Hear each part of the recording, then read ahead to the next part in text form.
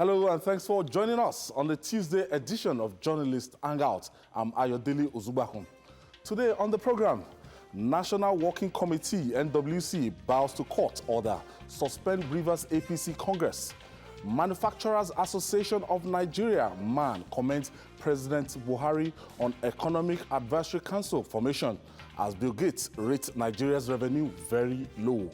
NMA raises fresh alarm over doctors' exodus, and later on the show, Boko Haram attack GAJIRAM, Zangai local governments, burn down district head's house. I'll be hanging out with Babajide Kolade Otitoju and Adekule Yusuf. So if you're ready, let the hangout start now.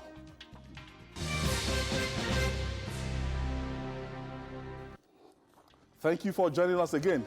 It's a long walk to peace in Rivers State chapter of the All Progressive Congress, APC, after so much infighting that has dogged the party in the states. The National Working Committee, NWC, of the party is yet to find a formula to douse the escalation of the crisis. Following a Rivers State High Court order, the NWC has suspended the APC Congress in the state, billed to commence on Tuesday.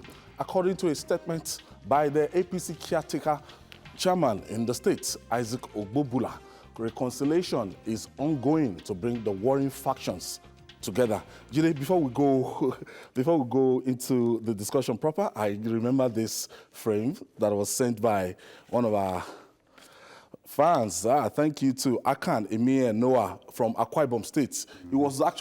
He quoted you on what you said on Mi-35 gunship, and you can see this. He actually came out with this, and he's showing the picture of that Mi-35, and he's saying that the Mi-35 gunship is the #1 killing machine of the Nigerian Air Force. Babajide Kolade Otitoju, journalist Hangout Nigeria, and he went ahead to state the specification, the role, the cost, the capacity. That means our viewers are learning. Yes, and you remember the day that we discussed this killing machine. I think it was sometime in January. Okay. Sometime in January we discussed it, and he decided to, because of the way I described the Mi-35 as the #1 killing machine. Yeah. He now went, got the picture, put the price. The price, as you can see, is $35 million. $35 million. Yes, but of course, it's available at a much lower price in the black market if we can get it. And we need more of this. Okay. It's very, very effective. When the Boko Haram fighters see the Mi-35, they take to their heels.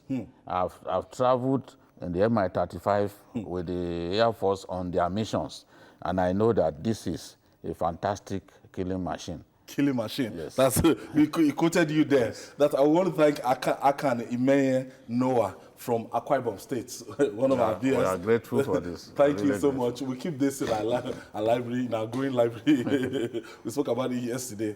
Okay, back to business now. It's like the Rivers APC. I don't know, it's like that party is jinx, especially that chapter, because it's always, a big problem if it's not, they are always bugged with this intra-party crisis. And the gladiators is no longer Yisom Wike and Rotimi Amechi. Yes. It's now Magnus Abe. And by the time they start going to court from the onset, it will disrupt their timetable, disrupt so many things. At the end of the day, court will ask them, will not recognize their candidates. And that was the fate that befell Tonyeko in 2019.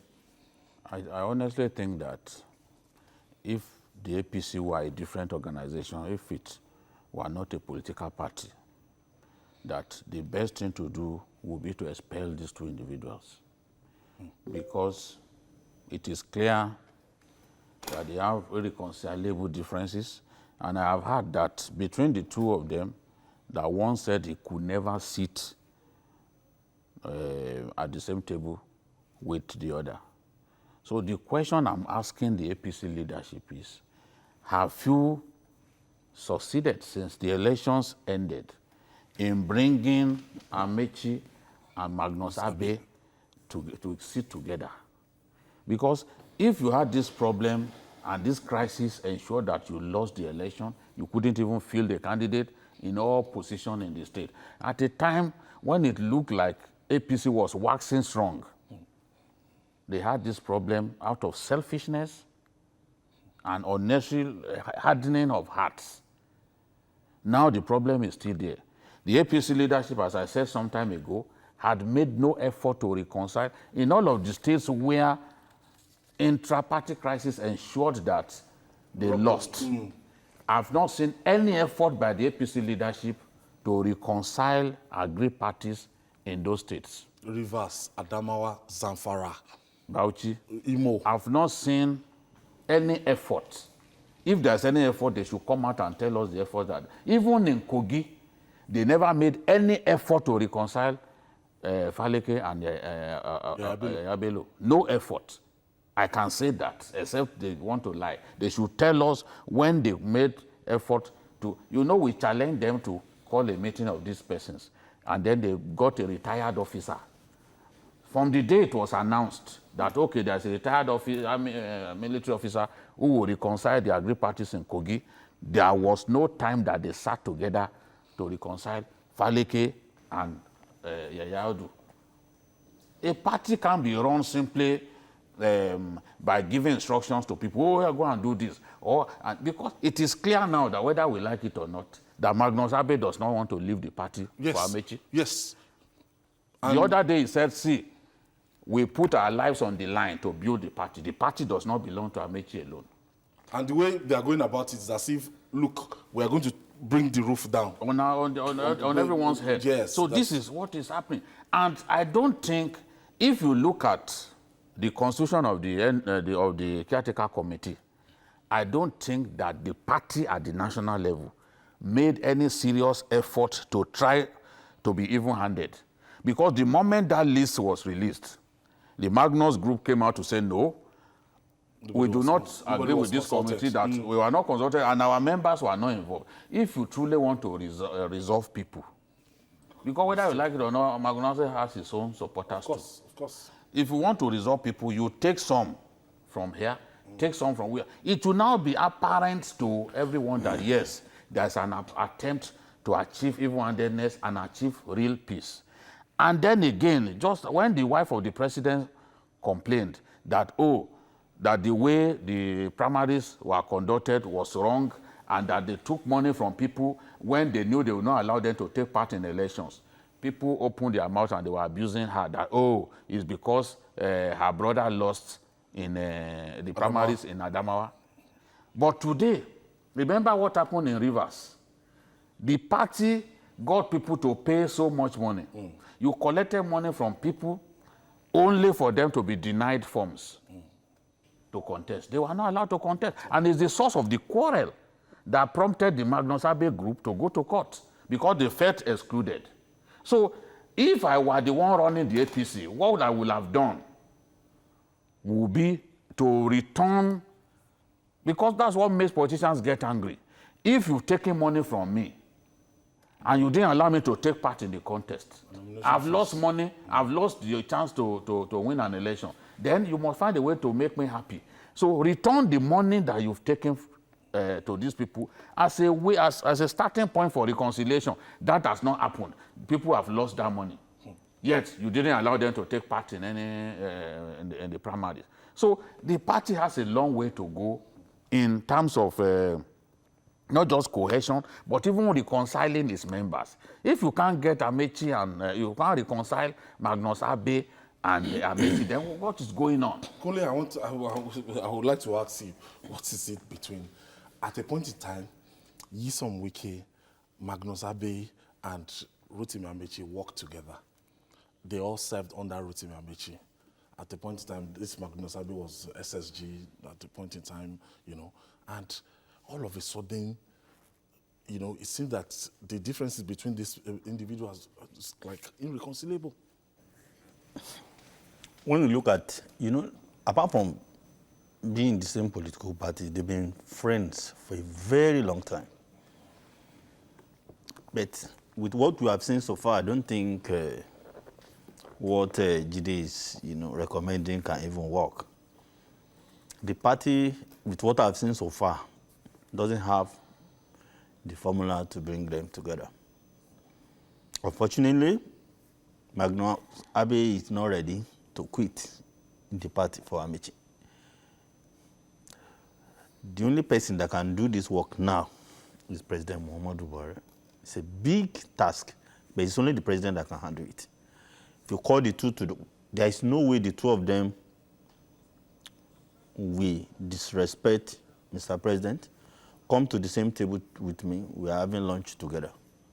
And over the table, you talk to them.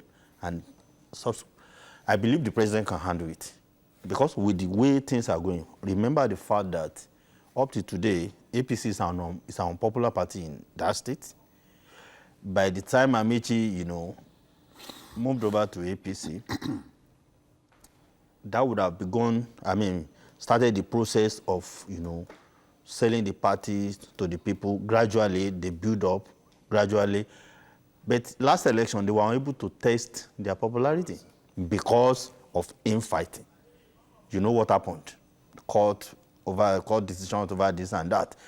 Now, after elections, I thought common sense will prevail and all the parties will be able to think that, okay, if I destroy you and you destroy me, at the end of the day, the chief, beneficiary has always been Nyesom Wike.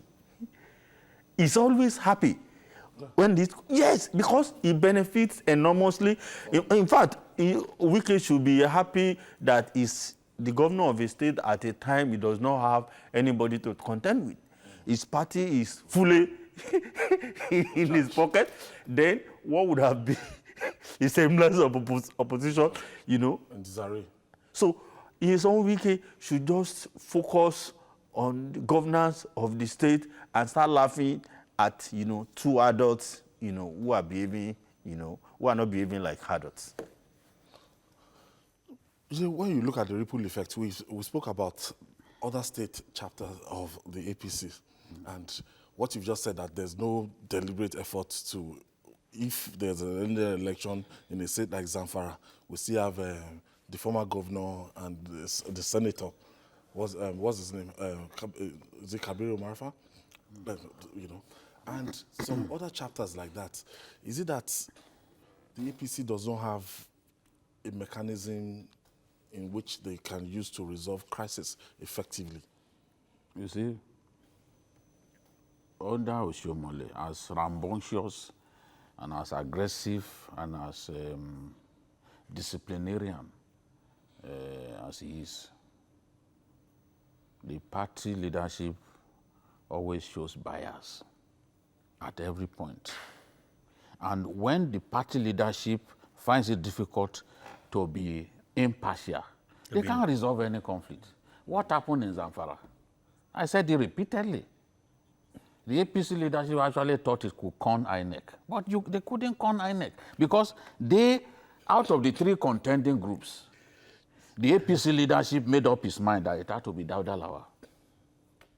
For reasons best known to them, it had to be Dauda Lawal. The governor had his own candidate, his then finance commissioner. Then there was the Kabiru Marafa group. So at the end of the day, the APC leadership claimed that there was a consensus agreement reached inside City Gate Hotel in Gusau.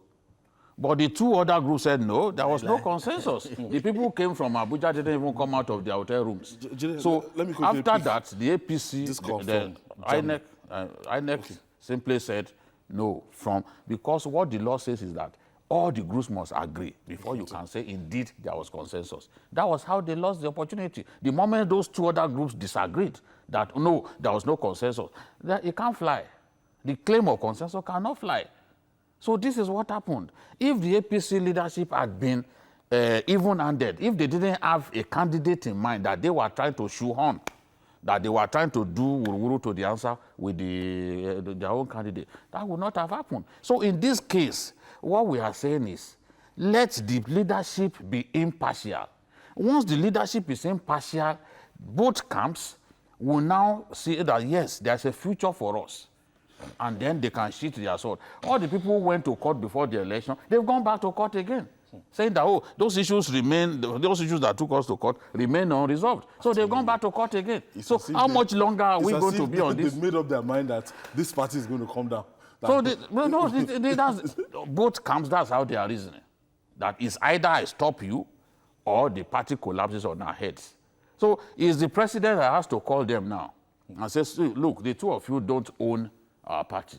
The two of you cannot stop the APC from growing in Rivers State. So read the Riot Act to them. Nobody is bigger than the party. Read the Riot Act. If they cannot behave themselves, then let the hammer fall. It's as simple as that. We have Mohammed from Rivers State. Thank you for joining us. My first caller for today. Yeah, good evening. Good evening, Mohammed. Good evening. Yeah, first of all, let me congratulate Babajide for his award. Thank you, Mohammed. That life 3 days ago. Thank you so much. In the issue of Rivers APC, the fact is that APC, they are not in ground in Rivers State entirely. They have nowhere to be found. They are just confused. They confuse themselves because Amechi, Magnus Abe, and Tonyoku, they have brought a confusion seriously for themselves in the party, Rivers State. So because of that, even as I'm talking to you, 2023, they should forget Rivers State because they don't have ground. Their structure and their platform is all rubbish to Rivers State. That is the fundamental. Stop you there, Mohammed. Thank you, Mohammed. Don't abuse them. Don't abuse them. Mohammed, I don't know. They put their house in order to... You see, they lost it because when Amici moved over to APC at that time, the party was totally unpopular. But it would have provided an opportunity, start building gradually. Maybe one time you win a local government, the other time to 3 to 4, before you know it. But now, the leaders of that party in the state, I don't know, maybe there's no leadership. Amici will say he's a Democrat, or it's a Magnus Abe that will tell me he's a Democrat. What is the meaning of democracy when the two of you are not behaving like Democrats? The way they are going in Rivers State, it will come to a point that the two camps will no longer have leaders, because when your followers don't see any direction, there is no hope. They move over to where their butter can be, their bread can be buttered. So on the final note, Jude, on this way out, way forward, what should they do? There's no need for the caretaker committee. Let them have true Congress, incorporating members of both camps. You get my point? There's no need for a caretaker committee to run the party. And no matter how big someone is, either in the administration or outside of it, there should be people that you will be able to talk to who will say, look, this is wrong. Listen to me. Nobody, we should not have a situation where one person will be too big to be spoken to or too big to be reined in. Even in a family, there will be one person, either it's the Olori Ebi, who will say, Ayo, sit down there. Listen to me. And then you listen because you respect him. For some men, it is their wives that have such powers to say, no, enough. And then they will listen. Wherever they can find people who can speak to Amechi and Magnus, they must find such people who will say, look, Amechi, enough. In the interest of the future of our party in this state, this is what you must do. So if you have inclusive Congress, incorporating both camps, everyone will 50-50. Everyone will be happy. So anyone who gets defeated in the contest for positions will accept it. But we don't, in that state, they don't need a caretaker committee. Let them have true Congress. Okay. That is what even the courts will allow. All right, moving on now. Putting round pegs in round holes is the hallmark of visionary leadership. The formation of a new economic team by the presidency is attracting applause from many quarters. The Manufacturers Association of Nigeria, MAN, has commended President Muhammadu Buhari for the formation of Economic Advisory Council According to a statement by the Director General, Mudal Yusuf, it is timely and a reflection of President Muhammadu Buhari's determination to re-energize management of the country's economy. Now, it seems they will have to begin by boosting the country's revenue, which, according to American billionaire and philanthropist Bill Gates, is very low. Adekunle Yusuf, the Economic Advisory Council is replacing the current economic management team that was headed by the vice president. And when you look at the content of newspapers this morning, most of the, are people with sensation and everything, but clearly, it was stated that the VP was clearly and emphatically sidelined from the formation of this new team. What do you make of this? Well, I think I would like to comment on the composition first, because to me, it's one of the best decisions I've seen from this administration.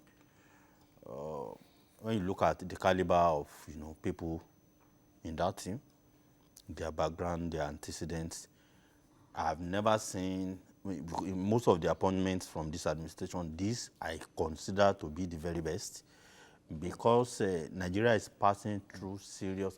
People always talk about insecurity. We are facing more, serious economic problems. The level of hunger, the level of poverty, the level of, despondency in, among the populace. I think we have reached a situation that if something drastic economically is not done, what we will witness in this country may not be what we desire. So now, when I look at the caliber of people the president put together, I was extremely happy. Reason being that these are people who will not be bogged down because of political correctness, because most of them are from the, private sector. Many of them wear shoes, so they know how, where the thing pinch them. You understand me? So I believe now we need to change a lot of things in terms of job creation, economic policies that will bring prices of stuffs down, things that will make life, more abundant, for the generality of the people. As far as I'm concerned, when you look at what has happened so far, the economic team, they've done their best, but the truth is that the level of poverty in this country, as we speak, is totally unacceptable. The level of unemployment is totally unacceptable. The level of hunger. So when we look at the indices, economically, we have not done well at all. So we need to be humble enough to look back, reappraise the steps, eat the humble pie, if possible, change certain things and move ahead with better vigor. That is what I expect from President Muhammadu Buhari's administration now. And I believe if many of these people are allowed to influence things, there will be a change in economic, outlook of Nigeria. But actually, when you look at the last 4 years, the economic policies of this administration, and a lot of people will say not quite impressive. And from what Adekunle Yusuf has said, this new committee will be has been mandated to preside over economic policy matters, including fiscal analysis, economic growth, both internally and externally. And when you look at the composition with what we're doing before, how do you analyze the two? Yeah, in terms of the composition, I think it's the best thing that the president has done. We always want to see capable people put at the helm of affairs. No Nigerian will look at this team and say, it's not brimming with capable people. All that we can do is pray for them and wish them success. You have so many brilliant people on that team. People have shown over the years that they are masters of their trade. You see Doyin Salami, who is a lecturer at the Lagos Business School, is a corporate long-term financial management expert. And you need that kind of person to provide direction, to show that, look, this is the way to go.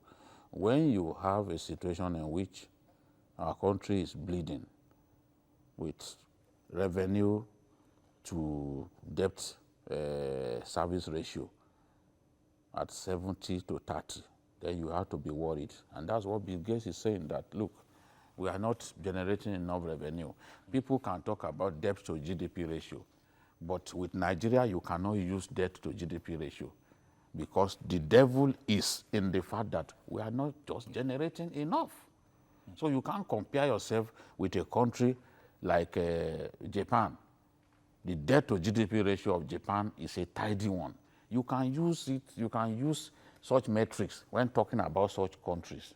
But in our own case, because we just do not generate enough, you cannot use the debt to GDP ratio when it comes to our case, because it is unfavorable. And everyone is talking about it. Once everyone is talking about it, you have to really be worried. Even Bill Gates, you cannot say Bill Gates does not know what he's saying. He's saying that we are not generating enough. So the task of this, remember the president said to Rewane and his group back then that they must find alternative sources of revenue, for our country. So it's part of what these guys need to come up with. It's not their duty to implement, but they can advise the government on the steps to take. And I'm happy that one of the critics of the economic direction of this administration, the Emir of Kano, Mamadou Sanusi, he said, and I quote, he has put together a team with balance in macroeconomics, monetary policy, fiscal policy, development theory, and financial markets. I can't think of any better team of advisors at this point, and we look forward to discussing and debating with and encouraging them as they serve the nation and the president. So it's clear that the president put together an excellent team. So what we expect to see is results, economic growth, and a range of economic strategies that will take our country out of the woods. What is happening to us right now is that we are losing more jobs than we are creating. And any country that is losing more jobs than it is creating is sitting on tenterhooks. It's sitting on tenterhooks. The unemployment rate is already above 30% in our country. So that is a time bomb. Something must give. Something has to be done. I think that the president has started the second term on a good note by coming up with this team. And those who want to simply diminish this laudable step that the president has taken by referring to the vice president and saying that the vice president has been shunted aside, we can only ask God to forgive them. Because the truth is, the vice president is not an economist.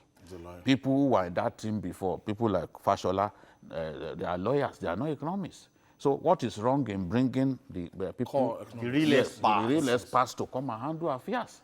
If he did not do it, we are the same people who complain that he refused to do it. He refused to do it. Now he has done it. Instead of us to see the merit of the action that the president has taken, we are busy talking about the fact that the vice president, there's a new team, that has excluded the vice president. If the vice president has been excluded for a good reason, so be it. This is how we should reason as a people. Let me add this. Just look at those headlines. Look at those headlines. What do they want to achieve? To cause rancor within the administration? That's not that. I think the vice president is too sound to be taking, all this seriously. When you look at the day the president said he wanted to take 10 million, people out of poverty, I didn't believe it. But when I saw this, I said, oh, so this man means what he said. I want to see results, not just the team. I love the team. I'm extremely happy. Okay, in the next 4 years, we can, have, hope that things will get better. But I don't want to just constitute the team. You know, the way Obasanjo honestly said something one time, that you are my advisor, you can advise. Then that you can't force me to take your advice. If I don't take your advice, don't feel bad. You know, I want this president to take the advice of this team. I want to see results. Recommendations implemented. Yeah, I want. In fact, it should allow them to drive his economic agenda, ideas, direction, everything. Because at the end of the day, he needs to have a legacy for himself. After these 4 years, no any other thing for President Muhammadu Buhari. I'm looking at it, and a lot of people will say, if you bring private sector people, as you've assembled these people now, the first advice they might give. Okay, I was told. Let's just take this breather. When we come back, we'll continue this discussion. It's your multiple award-winning program, Journalist Angat. We're reaching you live from Television Continental here in our headquarters in Lagos, Nigeria. Babajide, we are looking at this economic team, and hopefully, I was trying to tell you that a private sector man will always advise the president that, look, we cannot sustain the payment of subsidy. And one of the first things that they might push for, before I have had to listen to most of them before now, it has always been, you cannot keep paying subsidy, you can't keep subsidizing petroleum products. That the removal of subsidy is the first thing. Do you think the president will budge to that advice? I'm not certain that he will agree. I'm not certain that he will agree, but whether we like it or not as a country, one day we'll come to that. This subsidy thing is not sustainable. We can't keep money that should go into provision of infrastructure for our people. We are spending on subsidy. We're spending much more money on subsidy than on education, than on health. So if you have such a situation, how can you imagine that it is sustainable? It cannot be sustainable. And even this subsidy that we are talking about, I've analyzed it before. The bulk of even when you look at the number of cars in Nigeria, registered cars in Nigeria, you see that this subsidy, the bulk of this subsidy is actually used up in Lagos and Abeokuta. When you do the survey, you see vehicles that use petrol. I know that it's petrol that we are talking about here. The bulk of those vehicles are in Lagos and Abeokuta. Go and check. So majority of our people do not even benefit from this subsidy at the end of the day when you look at it. Our people in the rural areas and other parts of the country, they do not really benefit from the subsidy. So the subsidy thing cannot continue. Let's subsidize production. Let's stop subsidizing consumption. We have to get to that point at some time, at some stage, you know. So, but I'm not confident that the president is the kind of person who will agree to it. But he too once claimed that subsidy did not exist. But you can see it. We can see that under his administration, so much money is being paid. That's exactly what I wanted to add. So under his administration, so much money is being set aside for subsidy payment. And it has to stop at some point. I want to believe the president is easy to convince on this point, because many times he has said it. No, but it's the suffering of the Nigerians that he may not want to. He didn't believe in subsidy. No, it's in government now. He saw it as fraud. We know. It's in government now. He knows that subsidy exists. Okay. He permits money to be set aside for subsidy, so it exists. But whether he will want to see the pain that some Nigerians will go through in the event of the removal of subsidy is a different kettle of fish. Moving over to the health sector now. The fight for the proverbial greener pasture abroad continues to bedevil the health sector in Nigeria, despite public outcry against the impact on the country. The exodus of doctors to foreign lands is showing no abating. Members of the Nigerian Medical Association, NMA, are raising a fresh alarm over the rising rates. According to the chairman of NMA in Lagos State, Sali Oseni, 60 doctors dump Lagos hospitals every 6 months. Just take that, 60 doctors every 6 months. The NMA, through its first vice president, Minge Tijo, said around 700 doctors leave Nigeria annually to countries like the United States, the United Kingdom, Canada, Saudi Arabia, and Kuwait. This is alarming, Adekunle Yusuf. When you have 60 doctors leaving every six months, how many doctors do we even have? And when you're saying 700 doctors leave annually, you can understand the kind of problem, the kind of brain drain that this will cause. Now, they have exams, conversion exams they do here.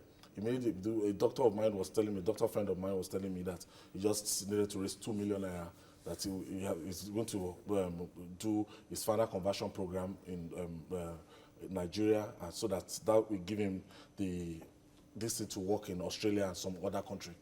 So what he's saying is that so many Nigerian doctors raise money, do their exams, and they move out of the country. What is happening? The problem is even worse than the picture they were trying to give.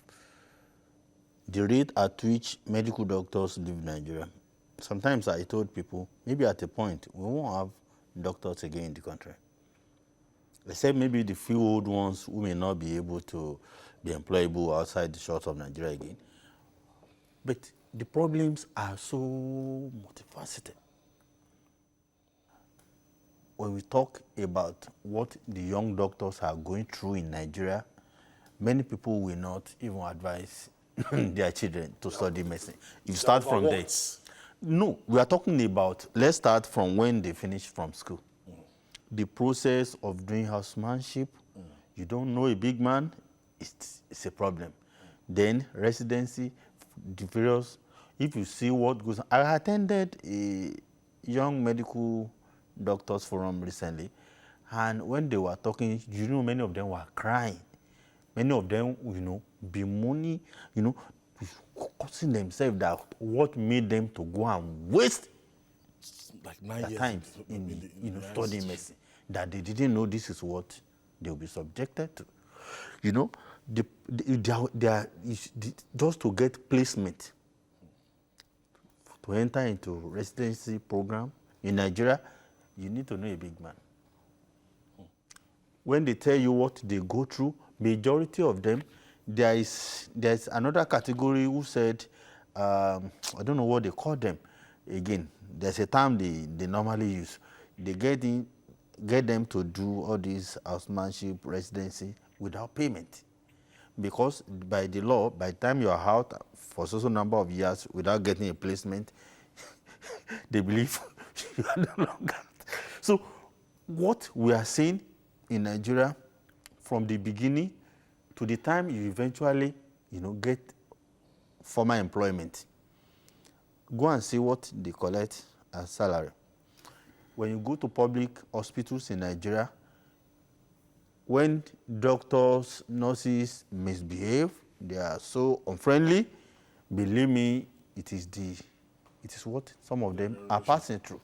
It is so chaotic. Apart from this remuneration thing, okay, like let's say the public sector now, the public sector, for all you care, they still pay them more than the private guys. I've seen a doctor, the hospital that is saying many of them go for months in the private sector without a salary.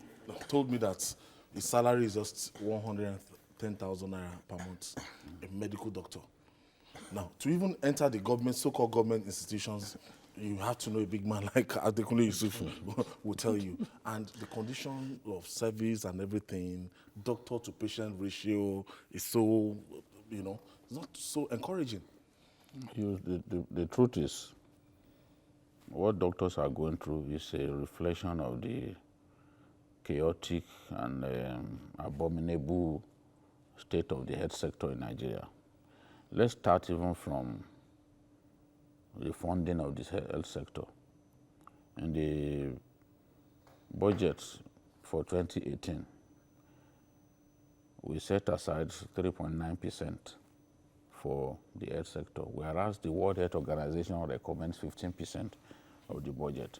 That's the recommendation. We didn't know about release. We've not been able to reach this threshold of 15%. So the truth is, the health sector, the public health sector is not properly funded. Hospitals lack enough beds. You find corridors of public hospitals converted to sleeping wards. Patients spend between 2 to 3 hours to see a doctor. And these doctors, most of the time, they are overworked. And when they are overworked, mistakes happen. You find a situation in which social materials are forgotten in the belly of patients, and then those patients get sewn up, you know. So we really must do something. The health sector, we need to produce 10,000 doctors every year. 10,000. Because ultimately we need to achieve the optimum ratio, patient to doctor ratio, we need 303,333 doctors in our country. And to get to that threshold, we must keep churning out 10,000 doctors every year. But when you look at our hospitals, in November 2017, doctors, about 100 doctors left the UCH alone. Battle. Yes, they resigned. And that is what happens to in our different public health centers, because they simply feel unwanted here. So they would rather go to Canada, go to the US, even these South Africans where they are beating up our people and burning their business premises. There are many Nigerian doctors working in South Africa. Many Nigerian doctors in Texas, you know, Texas is the American state that has the highest number of Nigerians. There are more than 60,000 Nigerians in Texas alone. There are many Nigerians working as doctors. Pay them very well. Yes. I think they are the highest paid. So the thing is, this is economic. We are talking about economic migration. There is no human being except a thoroughly ambitionless fellow who will not want to better his own lot. And if you can see that opportunity out there, of course we want to go. We don't even have enough medical colleges to produce the number of doctors that we need. So there's a lot that we need to do. And this migration of doctors out of Nigeria, which began about the time when we had the social adjustment program, has not stopped. It's been going on for years. Even now, in the UAE, they've come up with a new device, in inverted commas now, to attract our doctors to come to their country. Even nurses too. It's not doctors alone. The whole health sector. People are living in droves. A time will come when we will lack the right people to actually take care of our people. And when you have a minister who says, no, there is no big deal about this, the BOKO, if you go to the rural areas, they really don't have, at all. They don't have doctors in those areas. Everyone wants to work in the urban centers. Yes. That is what is happening. No doctors are needed. Look at a state like Kebbi. Kebbi asks for doctors to, they give out, they published advertisement. And doctors refuse to go to Kebbi. Why? The people, even those who work in Lagos are reluctant to work. They want to go elsewhere. You are now thinking of people going to Kebbi to go and work. This is the problem. They don't even want to stay in the country. That is a fact. Some of them have left to work for these health insurance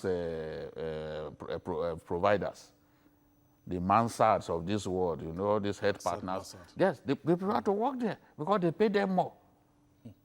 So this is the thing. We need to come up with a very good health policy that will be holistic in nature, that will address the problem of decaying infrastructure in the hospitals, insufficient beds and all that. We address all the problems. The new minister and minister of state, what's his name? I know Senator Enahire and Minister of State for Health and Enahire. Dr. Enahire. They should just be up to the task. Adekunle Yusuf, moving forward, how can we stem this tide? We need to start from the bottom, because even as we speak in Nigeria, do you know that many doctors roam the street in search of jobs in a country where we are talking unemployed? Too many. That forum I attended, I couldn't believe what I saw. Many of them said they've been looking for jobs for years. After they completed NYC, no job. Then if they are not prepared to work in the rural areas. Well, because most public hospitals are not even employing. That's one. Two, when they now get... The ones that asked for people, they didn't go now. That's why I gave the example of Kebbi. Oh, well, not many people, may want to go to Kebbi. That's the thing. It's not as if there are no opportunities. But I'm talking from what, because they spoke about their experiences. When they get job, when they eventually get job, how to get into residency program is another matter. It's always centralized everywhere, and it's very, very difficult. Then, when you look at the specialist training, it's another problem. So when you look at so many things we need to do, I visited a public hospital this weekend, emergency section. Do you know, you saw victims in the open, no space, nowhere to keep them. People who are victims of accident, blood oozing out all over their body. There is nowhere to keep them. Wow. Okay, for the second time in as much days, Borno State has come under insurgent attacks. This time, Boko Haram fighters attacked GAJIRAM, headquarters of Zanzai local government area, Ganze local government area in the state. The insurgents burnt down the house of the head of that particular district. Babajide, it's still the same thing. Yesterday we talked about Malata Fatori, Gobio, Dalori. Yes, we spoke about Dalori. Yes. Today is now Ganze, and it's now like a daily occurrence. Yes, between September 1 and September 17, GAJIRAM, which is the capital of Ganze local government, has been attacked 4 times. So that's just a period of 2 weeks. What's the attraction? Because those communities are not defended. They are not defended anymore. That's the implication of the so-called super camp that the army has created. The super camp will make it extremely difficult for Boko Haram to overwhelm military bases. Because what the army has done is to say, okay, these army bases in many communities, they are merging them with bigger bases. That's how the idea of super camps came up. Yeah, the drawbacks. So you move people from some communities, you move soldiers from the army bases in different communities and then pour them into Damasak. Damasak, they have an army base there that seems impregnable. You move people from some communities, soldiers from one community, and you then take them to Monguno, which is another strong base of the army. Boko Haram cannot overrun Monguno. They've tried this several times and failed. Just the same way they tried to overrun Buniyadi, just before the election, and they paid with their lives. But the implication is that we leave many communities undefended. Because once you move them from those communities, who then protects the people? So what Boko Haram did is that they just went to GAJIRAM. GAJIRAM, by the way, is the hometown of Ambassador Babagana Kingibe. Okay. GAJIRAM is the original home, the ancestral home of the late Sani Abacha. You know, Sani Abacha had Kanuri facial mask. So he actually originated from that GAJIRAM. No, Kano. No, it's not originally. Even where he came from in Kano, Fege, is known for to be the home of settler elements. The settlers who actually stay in Fege, not really sons of the soil. So it's not as, the Honorable Muhammad Monguno, Chief Whip of the House of Reps. This is his constituency. Because I said politicians who can't go to their homes, I will be mentioning them. This is the thing. A lot of those politicians can't, for some of them up to 3 years now, they can't go home. In Abuja? Yes, they just stay in Abuja. If you try it. So to let people know this is what is happening. What the international community is reading into what the army is doing is that we are yielding more and more ground. Exactly, that's we are yielding more and more ground to Boko Haram in Borno North. And there are just few communities that people are living in.